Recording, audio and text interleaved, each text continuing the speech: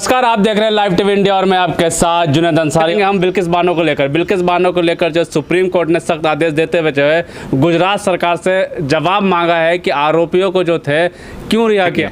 जी, सबसे पहले तो दर्शकों को नमस्कार जी। और कहना क्या है, ये तो चीज़ें स्पष्ट हैं कि करवाने वाले लोग कौन हैं।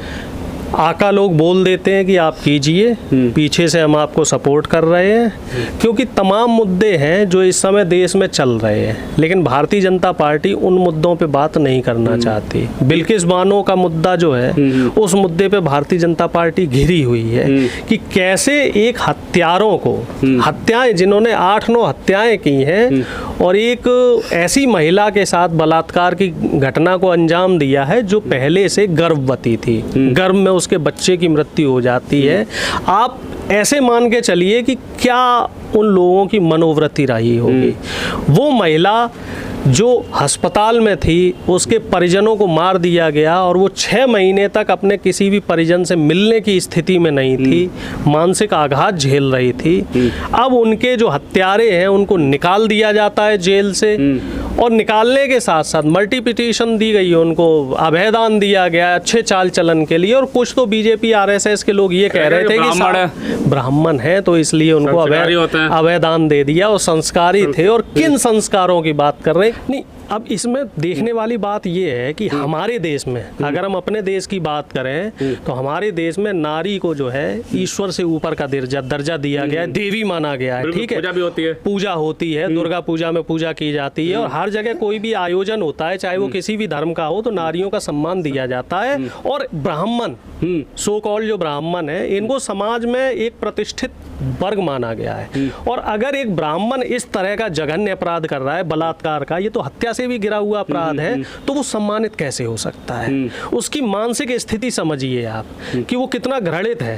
एक तरफ आप मुसलमान के साथ खाना नहीं खा रहे, एक तरफ आप दलित के साथ खाना नहीं खा रहे, लेकिन उनकी बहु बेटियों के साथ आप बलात्कार कर रहे हैं। तो ये कहीं ना कहीं दर्शाता है कि आपकी मानसिक मुस्लिम होना ही गलत है कि अगर मुस्लिम नहीं होती बिल्किस बानो तो ऐसा नहीं होता क्या? देखिए, इसमें भी कई चीजें हैं। कई दलित महिलाएं हैं, उनको भी न्याय नहीं मिला है। हाथरस की बेटी है, वो आपके सामने उदाहरण है। उन्नाव की बेटी, वो तो मुस्लिम नहीं थी, ना वो दलित थी, वो तो सवर्ण थी, और उसका बलात्कार करने वाला भी सवर्ण था, सजातीय था, लेकिन उसको अब तक न्याय नहीं मिला। उसके परिवार वालों को मार दिया गया। तो बलात्कार करने वाले की कोई जाति नहीं है, और जिसका बलात्कार हो रहा है उसकी भी कोई जाति नहीं। कुछ लोग तो बताते हैं ना कि जैसे पीड़िता को पहला आरोप, पीड़ित जो होते हैं, पीड़ित की भी जाति धर्म देख के आवाज उठाई जाती है, या आरोपी को भी जाति धर्म के देख के उसके साथ कैसा व्यवहार करना है? नहीं है। मैंने आपको आज के वक्त बता रहा हूँ, मैं आज के वक्त की मैंने आपको तीनों बातें बता दी। इधर बिल्किस बानो है, उधर हाथरस पीड़िता है, वो दलित है, और उधर जो आरोपी है वो भी सवर्ण है, उन्नाव वाला, और जिस पे हुआ है वो भी सवर्ण थे। आरोपियों को तो जाति देख के तो डेट किया जा रहा है कि कौन से जाति के आरोपी हैं, उसको किस तरह से ट्रीट करना है। इस बात पे मैं आपके एग्री हूँ कि अगर अपराध करने वाला आरएसएस मनोवृत्ति का है, मनवादी विचारधारा का है, या सवर्ण है, तो उसको कहीं ना कहीं एक सॉफ्ट कॉर्नर मिल जाता है। क्यों? क्योंकि इस समय भारतीय जनता पार्टी की सरकार है, और भारतीय जनता पार्टी की सरकार में जो आरएसएस के लोग हैं, जो सवर्ण और मनवाद विचारधारा के लोग हैं, इनको कहीं ना कहीं एक छूट है, इनको न्याय में कहीं ना कहीं ढील मिल जाती है। नहीं तो एक विधायक की क्या औकात है? जो टी राजा की बात आप कर रहे हैं, और इस तरह के तमाम विधायक बीच बीच में आ जाते हैं, बीच बीच में जो है ना, जैसे विज्ञापन, किसी फिल्म में कोई बीच में विज्ञापन आता है, तो विज्ञापनों की तरह जो ये विधायक आ जाते हैं, तो इनकी क्या हैसियत है? क्योंकि इनके पीछे जो सह है वो आरएसएस की है, वो बीजेपी की है, मोदी जी की है, अमित शाह जी की है, मोहन भागवत जी की है। इन लोगों ने पीछे से इनके हाथ रखा हुआ है कि जाइए आप लोग समाज में गंदगी कीजिए, जाइए आप समाज में सांप्रदायिकता फैलाइए, जाइए साहब आप समाज में उपद्रव कीजिए, मैं हूं, मैं देखूंगा, और आपके ऊपर कोई आंच नहीं आने दूंगा। जवाब मांगा है गुजरात सरकार से, सिर्फ जवाब ही तो मांगा है। सुप्रीम कोर्ट का भी जो रवैया है वो बड़ा विचित्र है। अगर बीजेपी का कोई व्यक्ति फंसता है तो उससे जवाब मांगते हैं, उसको फटकार लगाते हैं। नूपुर शर्मा को भी फटकार लगाई, इतना बड़ा डिसीजन दिया, इतना बड़ा नूपुर शर्मा के खिलाफ एक्शन लिया, क्या किया? सब फटकार लगा दी।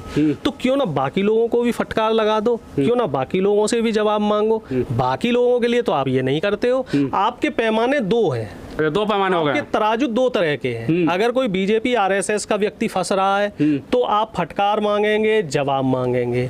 और अगर कोई अपोजिट विचारधारा का व्यक्ति है, मुस्लिम है, दलित है, शोषित है, वंचित है, कांग्रेस का है, सपा का है, आरजेडी का है, तो उसको आप रगड़ देंगे, उसको पहले जेल में डालेंगे, ठीक है। फिर 3 महीने का जो चार्जशीट का समय होता है तब तक उसे आप टॉर्चर करेंगे, फिर केस बनाएंगे, फिर उसके बाद तारीखें होती रहेंगी। आजम खान साहब के ऊपर क्या केस था? बकरी चोरी का, भैंस चोरी का, किताब चोरी का, ठीक है जी। और साध्वी प्रज्ञा पे क्या केस है?